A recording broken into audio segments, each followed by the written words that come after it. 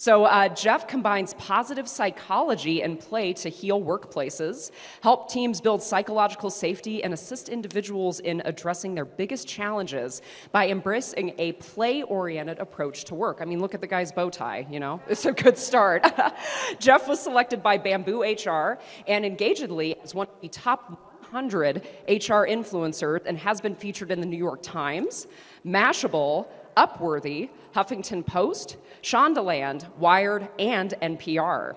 Jeff has worked with Google, Microsoft, Southwest Airlines, Adobe, the NFL, Amazon, like the list keeps going, and Facebook, helping their staff to infuse more play into their day-to-day. Over the past 15 years of facilitation and speaking, Jeff's main goal has been to help the work suck less by assisting leaders in building a playground workplace atmosphere that motivates their staff to do their most vibrant work. So please help me welcome Jeff Harry. Thank you so much. Thanks so much. What's up, everyone? Oh my goodness, it is 7 a.m. Turn to someone next to you and high five of you. You made it. You made it. I was expecting just me, my friend Danny, and just us. I just thought it was going to be 3 of us here. All right, so here's the deal. If you walked in, you might have gotten a paper and pen. Why are we going very old school to begin? Because I'm a play person. That's how I like to start. But you can't talk about play without first playing. So I want you to find a partner, someone right next to you, preferably someone you don't know. Go ahead and introduce yourself. Not your whole life story, but hey, how you doing? Nice to meet you. Good to see you. Okay. Here's what we're going to do. You got 1 minute to draw the person, starting right now. 1 minute to draw them. Draw them? What are you talking about? No pressure, but you will be showing this to that person. You have 30 seconds. Make sure to capture their aura, their essence, the color scheme. The color scheme, I have 1 pen. What are we doing? 4, 3, 2, 1. All right, show it to each other. There it is, show it. Oh my gosh. Oh, what is that? That's not me. That's insulting. Oh my goodness. Oh my gosh.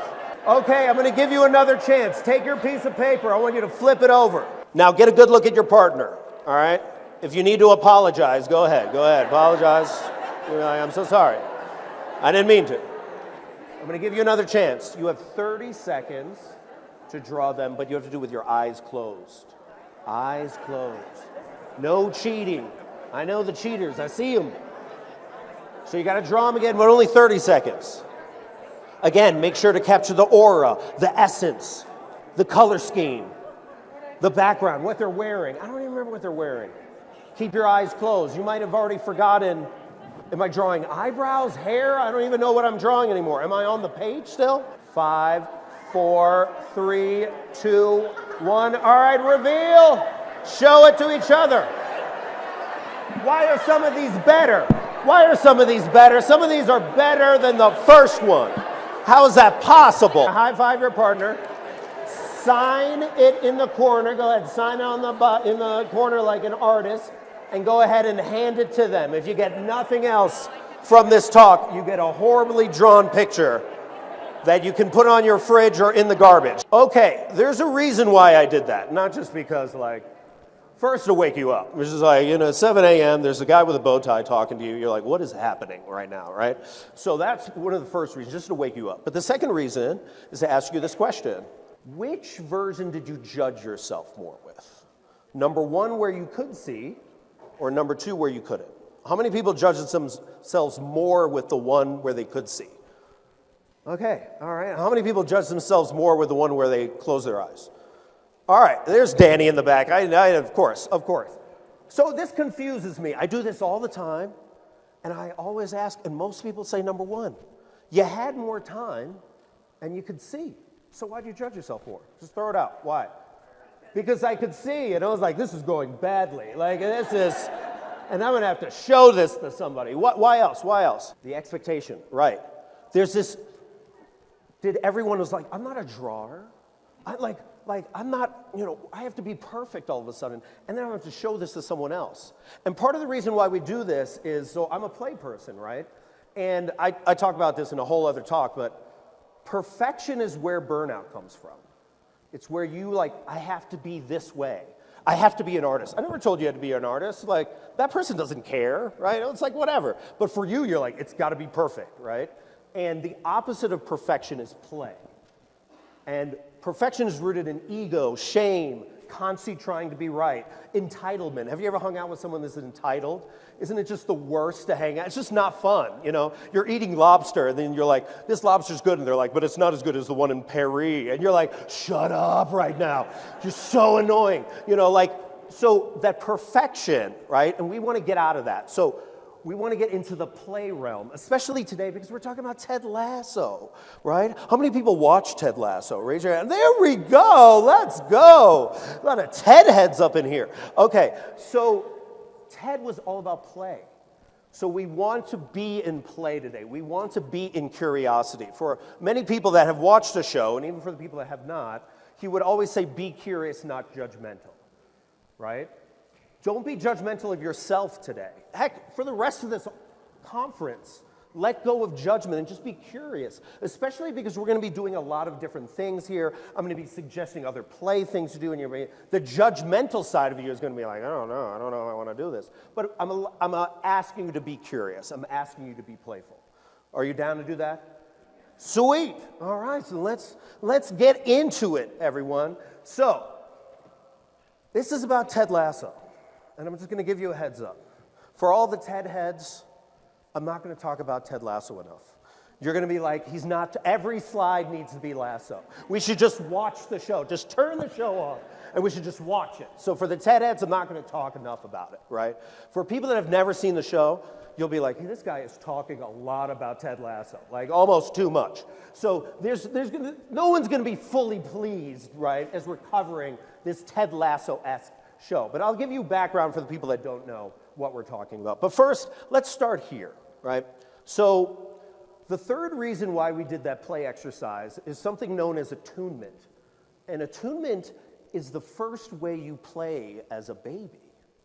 So when you are born, right, and your parent held you up and you looked into their eyes, this is the one time in which your brain waves match your parents.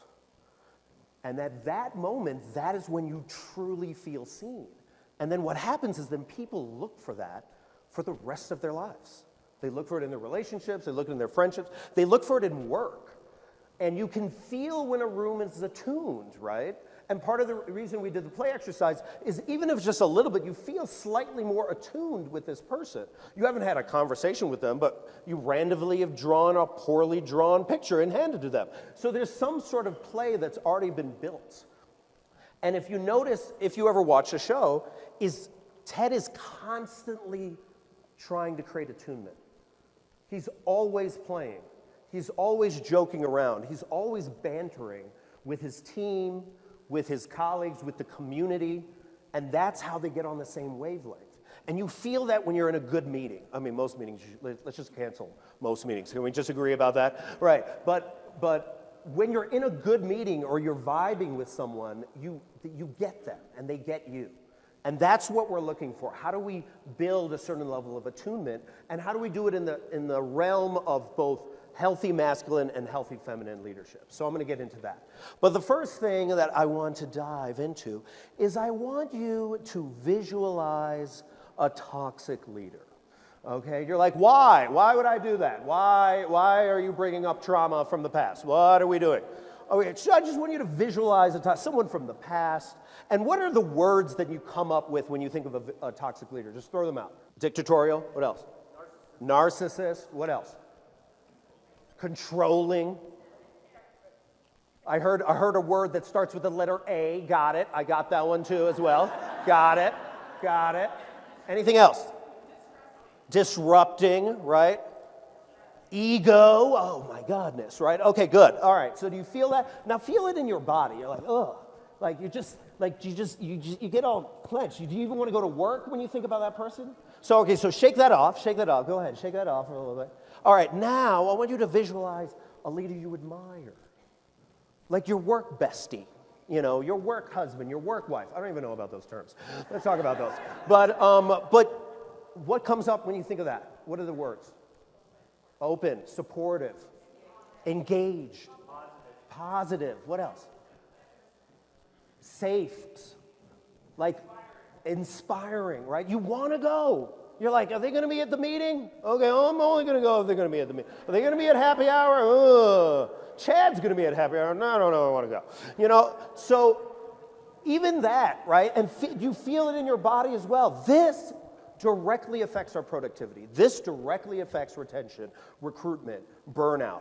That feeling right there. And I'm going to dive into that more, into actually how much that's costing us in a moment. But I just wanted to first feel the stark differences. So let's talk about TED, okay? So and TED heads, feel free to correct me because I'm going to give a quick version of it. So Ted Lasso is a show about a American football coach, right? Coaches NFL-style football, who is asked to go to Europe and coach soccer, which he knows nothing about, in the most important league in all of Europe, the English Premier League. Is that a good summation? Right. Another way in which to talk about TED is it's an experiment where you find the most optimistic person ever walking into the most toxic work environment. And what happens? Does it change him? Does it change the community? Does it change the team? That's the experiment. That's why so many people watched it, and so many people watched it during the pandemic, right? Because a lot of people were at toxic jobs, and then they saw TED and they were like, yes, that's the place. That's the type of boss I want. That's the environment I want. Yes, yes, yes, right? And that is why it became so popular. And I loved it so much that my friend Dimple Dabalia and we made a podcast called What Would Ted Lasso Do? It's done now. It was great. But we analyzed the show from the place of a leadership development and positive psychology. That was our perspective. And what we found as we were doing it, that we found that it was really fascinating that Ted many times embraced a lot of healthy feminine leadership styles. And Rebecca, one of the main people that owns the team, she embraced many healthy masculine styles. So it was fascinating from a leadership perspective to be oh, you can learn how to be a quality manager by just watching the show. I mean, some managers will never learn. But, you could learn. And that's why it became so popular, right? So what are we going to be covering today? So through the lens of Ted Lasso, we're going to be talking about this stuff specifically. We're going to reflect on how we got here. How did we get into a work situation where it is, for many people, it's very toxic right now? Then we're going to explore how much toxic leadership is costing us. Then we might do a little fun exercise where we're going to identify leadership archetypes through the lens of Ted Lasso. And then I'm going to identify the values of what do I mean by healthy masculine? What do I mean by healthy feminine? And then finally, I don't want to talk unless we're going to do stuff. There's so much talking and then not enough doing. So I'm going to give you actions that you can do tangibly right now or right when you leave. Because if we're just going to talk about it and not do it, what are we doing here, right? So I want you to do it. I want you to try stuff out. I want you to push back and be I tried it, it didn't work. I'm very angry at you, Jeff. I want that. I want that. I want to see, because we have to actually be taking this into action. And this is part of the way in which we can do this is through a play mindset. So I've been traveling. You can see, does anyone remember this movie? All Office Space, everybody. So I've been traveling around the country for the last 3-4 years at HR conferences everywhere. Co-SHRM, HR Florida, SHRM National, all of them. And when I talk to employees, this is the vibe. I'm like, how you doing? And they're like, work sucks. Work just sucks. I mean, it's to the point that you're I don't even want to work anymore, right? How many people sometimes have said that? I don't even want to work. I'm like, oh. But it's not so much that people don't want to work. It's just that the reason why people feel work sucks is because they feel exploited. A lot of people feel used. A lot of people feel taken advantage of these last few years. A lot of people feel slighted. And they don't want work to suck because you're at work 2,000 to 2,500 hours a year, at the very least. Also, a commute, I just read this, a commute for in your entire lifetime, 9 years. 9 years in a car. I know, you should get paid for that time. Let's talk about that another time. All right, but like, so work sucks, but it really shouldn't have to, right? It doesn't have to. And I hear from a lot of bosses that are like, and they say this to me, and I'm like, oh gosh.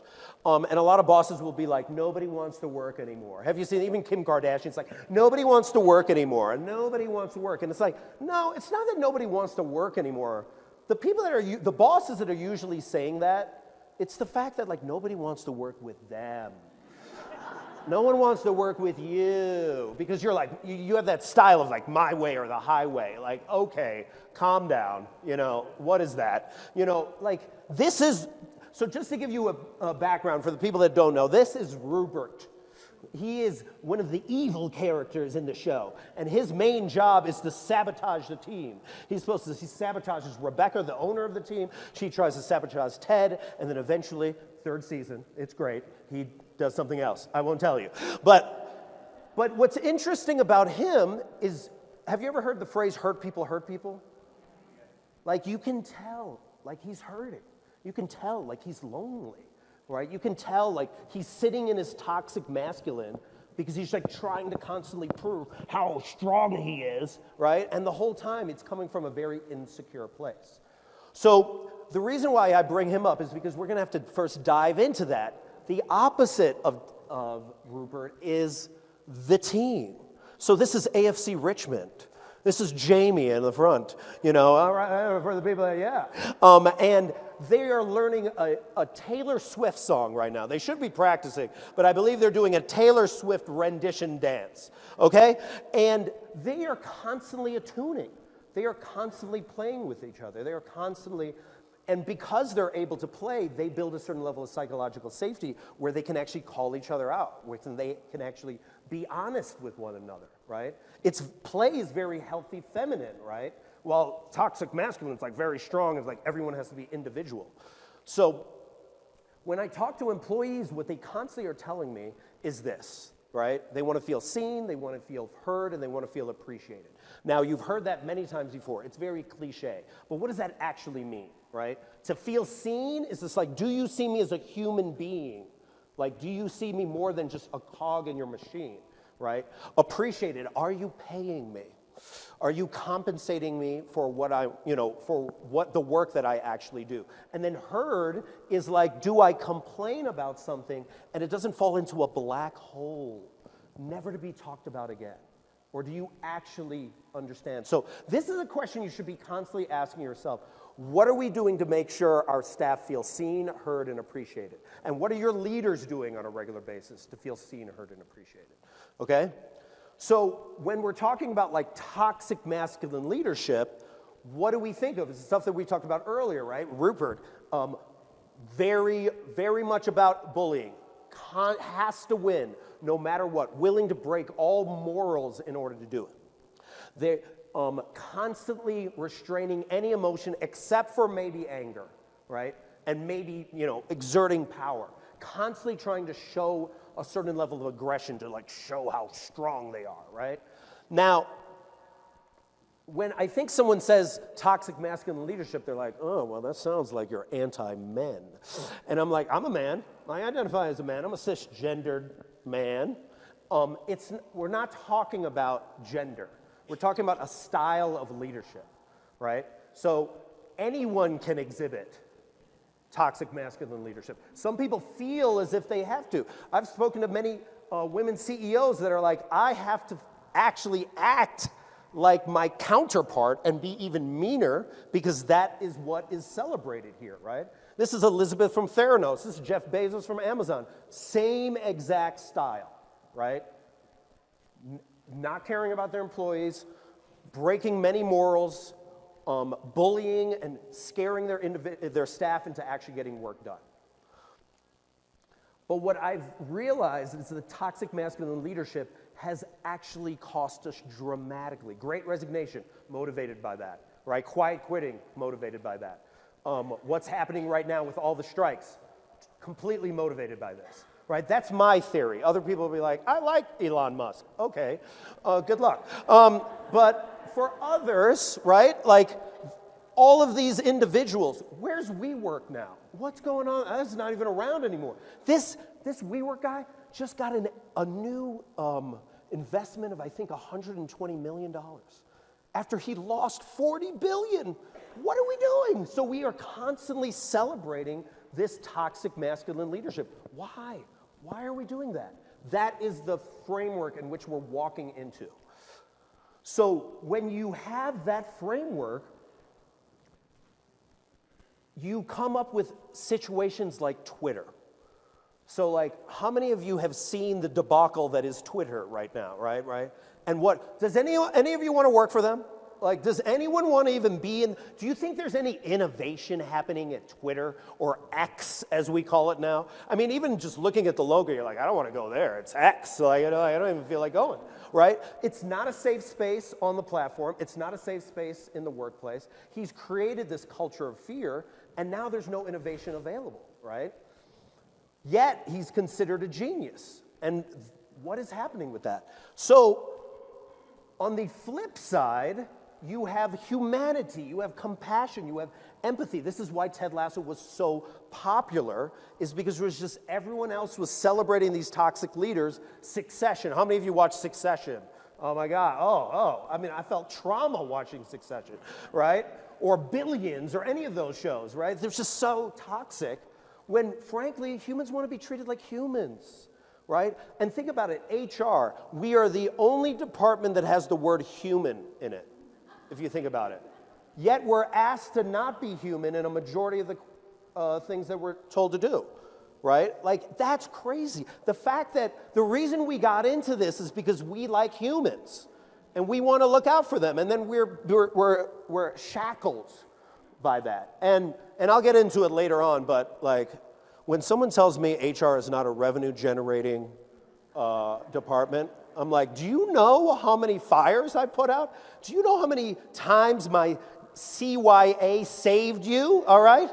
So just for a moment, turn to the other person and be like, you're a badass, you're a badass. Just be like, I see you, I see you, I see you. And I will give you arguments in a moment about how you can argue that we are revenue generating, okay? But humans want to be treated like humans, right? And what happened recently? Google, last year, their motto used to be, don't be evil. It isn't anymore. There was a guy that came into work at 5 a.m. to get something done early because he wanted to get work done. He's been working there 15 years. His fob didn't work. That's how he found out that he got laid off. John Oliver just did a piece on Dollar Tree. Sorry if you're in part working for Dollar Tree, I apologize, but here we go. The store gets robbed. 5 minutes at gunpoint. They put everyone in the corner, right? They take all the money, they leave. The manager calls the regional manager up. He's like, we just got robbed. And she's like, oh, yeah, well, what do I do? Well, are you going to be able to work tomorrow? Quit that day. Quit that day. Spotify, October 2023, highest revenues they've ever generated. 229 million paid subscribers. That's almost 75% of the population of America, right? December, laid off 17% of their staff. Before Christmas.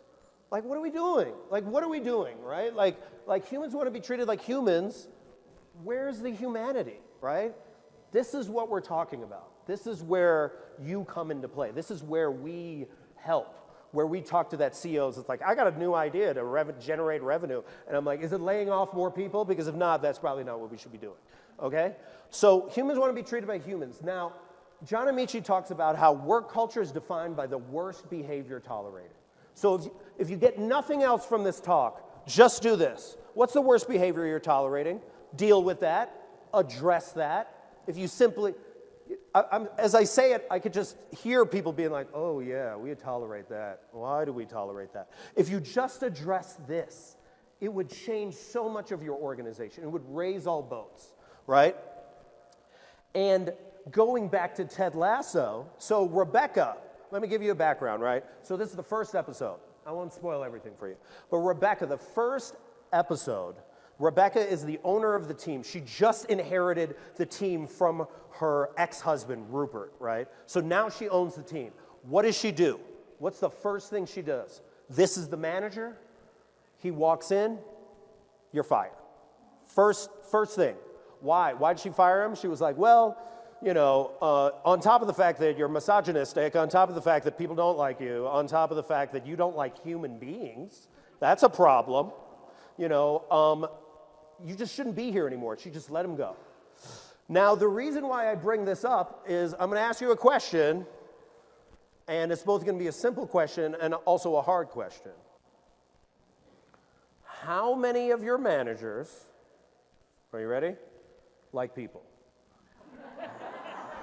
How many of your managers like honestly, let's be honest, right? How many of your managers were just people that were really good at the last job, and then they got promoted, but they're horrible leaders, or they don't even know how to lead, right? They're just good at the last thing, and maybe they got promoted because they were like, well, I want to raise.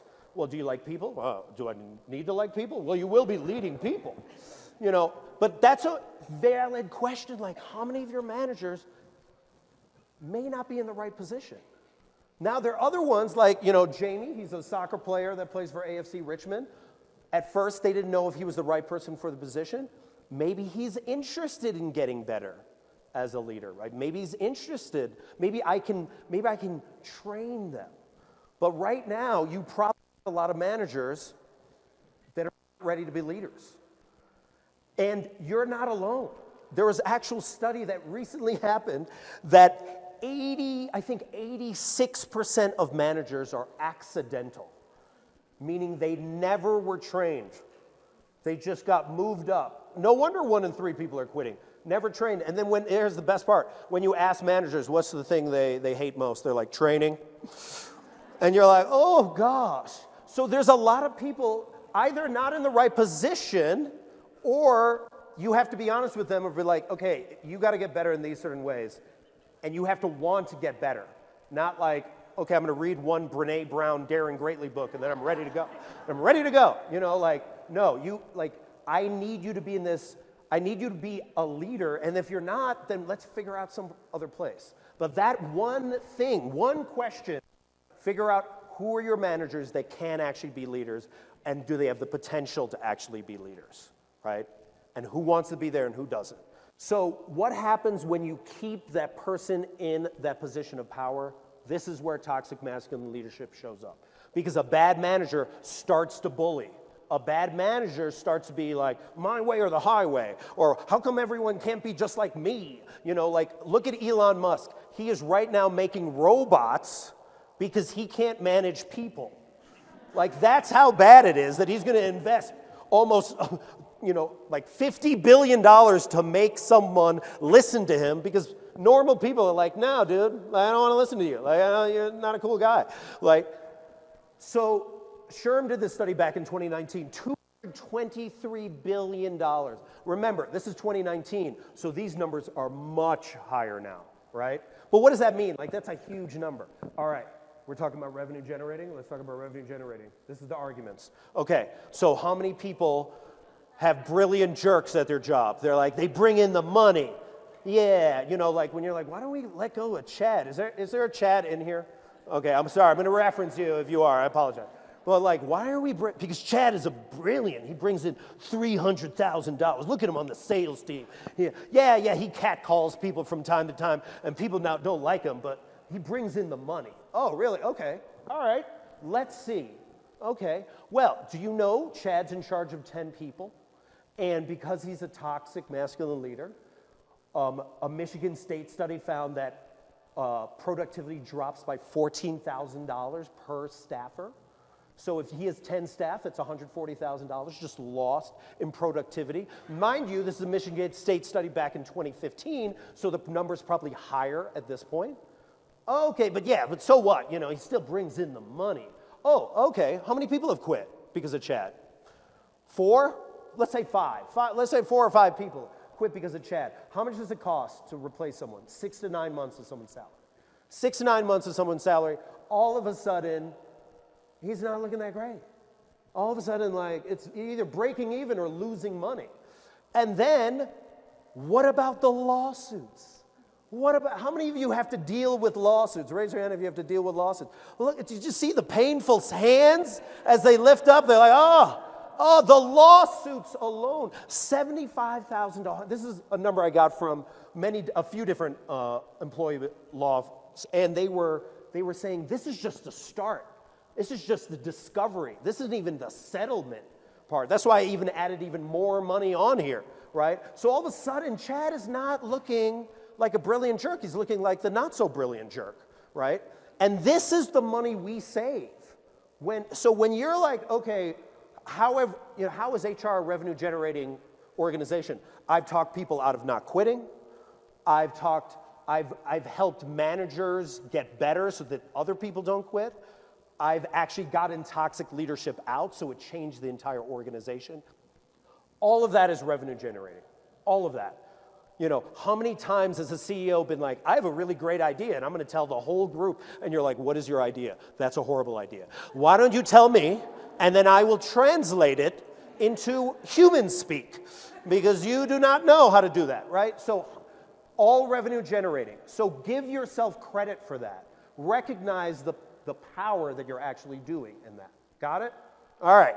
So we've been celebrating all of these toxic TV shows when really we need to be celebrating Ted. We're going to be celebrating healthy masculine leadership. So we're going to do an exercise in a moment where we're going to go through different characters in the show. And I'm going to go through each of these characters, and I want you to pick out the one that you identify with most. Now, I'm going to show 4 different ones, and you're going to be like, I'm all of them. Yes, you're all of them. I get it. But pick one. You only get to pick one. Okay? So this is a way, and this is an exercise I recommend you try out with your staff. This is a way in which you can have your staff feel more seen and feel more appreciated. So let's go through the 4 different archetypes. So we've got Rebecca. Rebecca, again, I told you, is the owner of AFC Richmond. She's the owner of the team. In many ways, she represents a lot of healthy masculine. She creates a safe space for people. Very logical, constantly trying to get stuff done. Decisive, gifted at problem solving, but always on the move. Like, we got to make the next decision. What's the next decision, right? Doesn't have time for BS, right? The boss archetype. She represents the boss archetype. Then there's her second in command. This is Higgins. How many of you like Higgins? Anyone? Raise your hand if you're a Higgins fan. I love this person. He is her second in command. He's the coordinator. He's about sequencing. He's about organizing. He's very dependable, practical. You know, he doesn't come up with ideas, but he loves to organize it all. Like make chaos into a pattern that you can actually do something with, right? Okay, so some of you might identify with Higgins. He's the coordinator. Then, of course, there's Ted. How many are big fans of Ted? All right, give me a, all right. Ted is the innovator. He's the entrepreneur. He's constantly coming up with new ideas. He loves coming up with ideas. Horrible at details, but constantly coming up with all these new ideas, right? And then finally, you got Keely. And Keely is the nurturer. She prioritizes people over profits, right? She prioritizes getting buy-in. You know, many of her decisions are based off feelings, right? Like really trying to understand someone before making that decision. So again, let me quickly go through them again. Boss archetype. Are you the coordinator archetype like Higgins? Are you the innovator archetype like Ted? Or are you the nurturer archetype like Keely? So what I want you to do is you're going to be breaking up into groups of like 4 or 6, right? 4 to 6. And what I want you to do is in your group of 4 or 6, I want you to identify which one you are. In your group of 4, I want you to answer this question. Why did you choose that archetype? Okay, all right, all right. All right, we're building. I love this, I love this. Okay, before we answer the second question, let's just make sure we represent. So, raise your hand if you're a nurturer. Give it up if you're a nurturer. And look around the room, look at all the nurturers. Give it up for the nurturers, everybody. Give it up for the nurturers. Okay, all right, raise your hand if you're a boss. All right, oh, we got all the bosses. Give it up for the bosses, give it up for the bosses. All right, raise your hand if you're a coordinator. Oh, they get everything done. Give it up for the coordinators. And then raise your hand if you're an innovator. That's my people. Where are my people at? All right, give it up for them, yes. Okay, all right. So, the second question I have, I want you to break down, and I know, you're like, I'm in a group, there's a lot of people, so we gotta go fast, is I want you to talk with them about what strengths do you feel the other archetypes don't appreciate about you? That you think they're neglecting that part of you. Then you're like, this is a really good thing that I do. What is that? So I want you to answer that briefly, and then make sure to also, if you're in a smaller group, turn to the other group and get more ideas, because we want to hear from as many different people as possible in your groups. All right. So we talked about what resonated about this archetype that I chose. Why do I feel this part of me is not appreciated? So now let's try to put ourselves in one of their shoes, right? So bosses, you constantly want to get stuff done, but some of your ideas are bad. Or some of your ideas need some coddling beforehand. The nurturers get the buy-in. They build the relationship so that your bad idea, someone will be like, okay, I guess I'll do it. So there's a certain empathy that bosses you have to have for the nurturers, right? So the last question then that I have for you with your group is this, is I want you to talk about what strengths do you appreciate about your opposite archetype? Or maybe even all the other three. What do you appreciate that you don't have? The skill set you don't have. What do you appreciate about that? All right, thank your group, thank your group. Okay, so I was talking to Jen. I thought this was such an interesting idea. And I was like, well, who do you appreciate? What are the other people? Because she identifies as a nurturer. But you said you're a people person, but she doesn't like people. You know what I'm saying? Same. You're like one-on-one, love you. As a group, what's wrong with people? What's up with them, right? But she also brought up this other thing that was really interesting where she was like, I'm a nurturer, so I don't like sharing my ideas, but I love like giving it to like the innovator to share it, right? Sometimes someone speaks for you.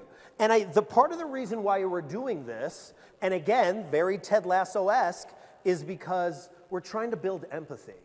We're trying to find like what is different and why that difference is needed.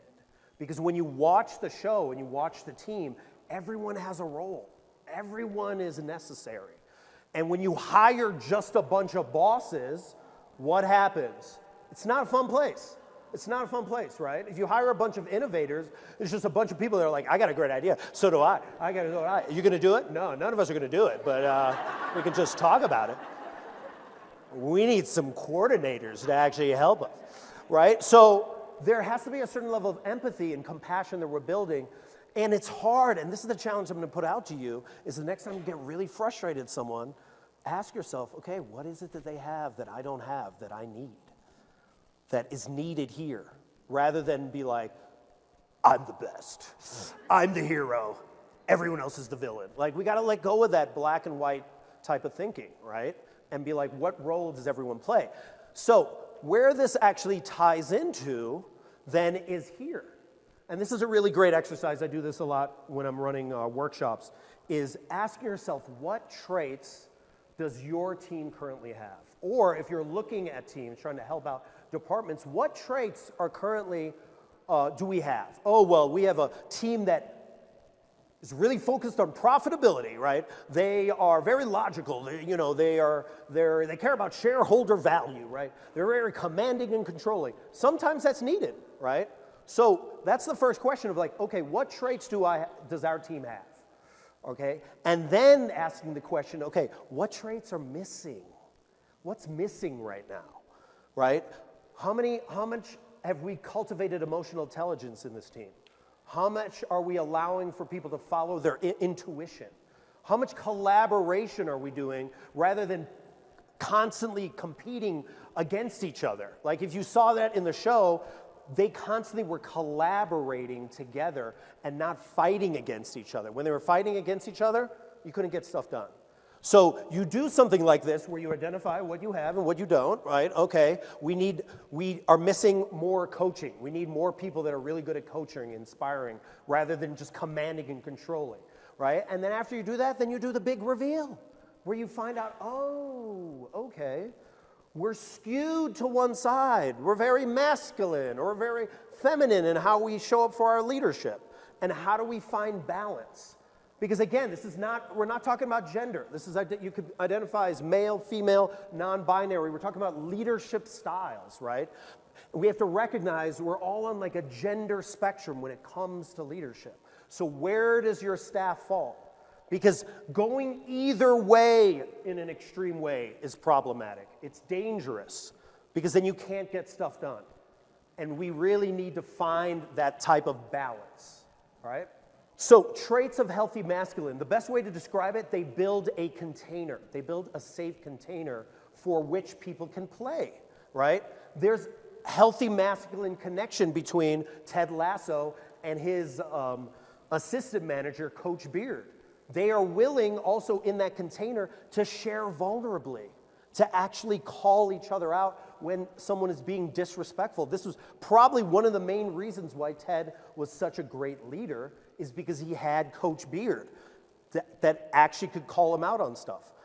And also, a lot of times relationships, especially for a lot of men, it's very hard for us to be vulnerable. When was the last time you heard a man at work being like, I'm scared, I don't know what I'm supposed to do, right? Like that is not told to us in a society that we're allowed to do that, right?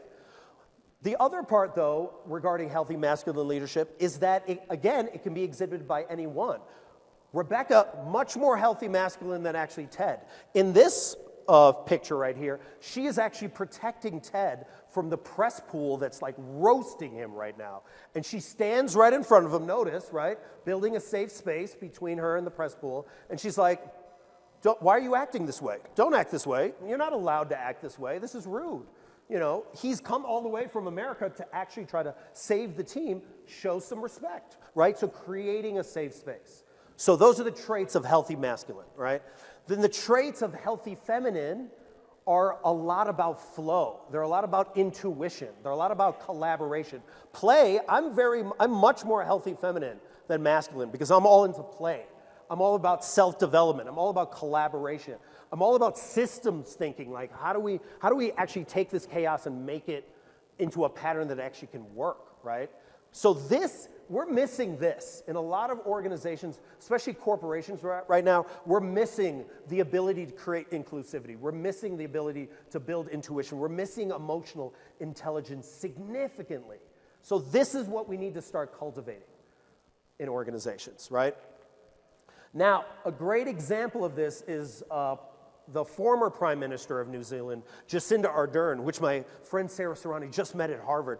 So dope. And she said during the pandemic, I refuse to believe that you cannot be both compassionate and strong.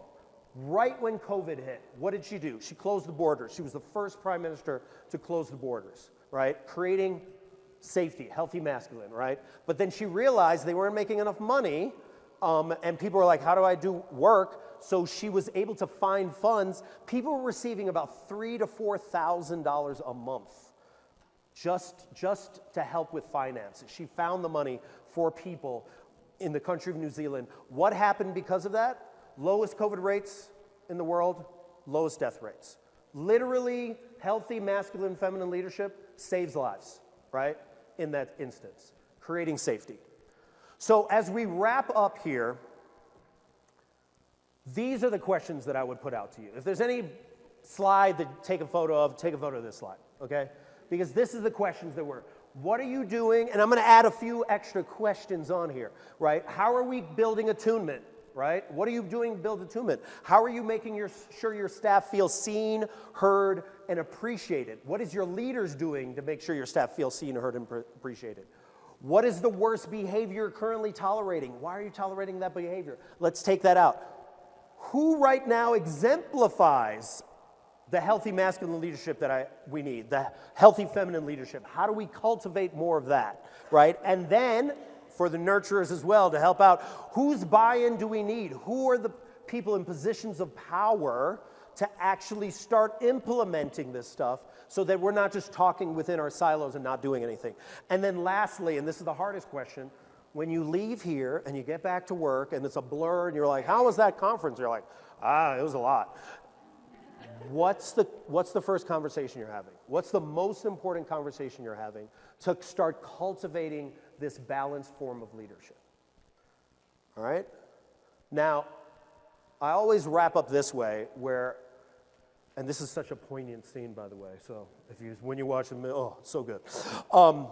But I can't emphasize this enough that we really are at a crossroads of where we're going. Like, this is the moment. We're never going to get another chance in history, right, coming out of a pandemic, of deciding what type of leadership are we going to go to. Are we going to go to the old school type of leadership, built off of ego and shame and individualism?